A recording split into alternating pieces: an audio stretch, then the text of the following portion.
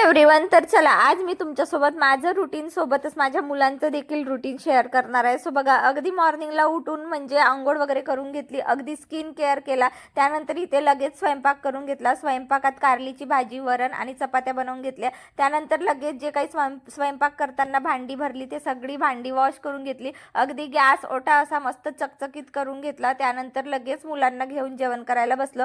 So बघा, मुलांना जेवण करायला बसलं की मग त्यांचं असते की मम्मा पाणी दे पाणी दे, म्हणून मी प्रत्येकाची सेपरेट अशी बॉटल भरून घेतली आणि छान असा मस्त जेवण जे आहे ना ते करून घेतला. लगेच आली आणि त्यानंतर बघा अगदी बेडसुद्धा आवरून घेतलं, बेडशीटसुद्धा चेंज केली मस्तपैकी. बेडशीट अंथरून घेतली. म्हटलं थोडा वेळ होतच, सगळी कामे माझी झाली होती म्हणून म्हटलं चला थोडा वेळ बुक रीडिंग करूया. सो इथे मी माइंडसेट म्हणून एक बुक येतो, तो बुक मी रीड करून घेतला. त्यानंतर माझं गार्डनचं थोडं काम बाकी होतं. मस्त झाडांना खत दिलं, पाणी दिलं आणि मुलांसोबत जे आहे ना मस्त गेम खेळले.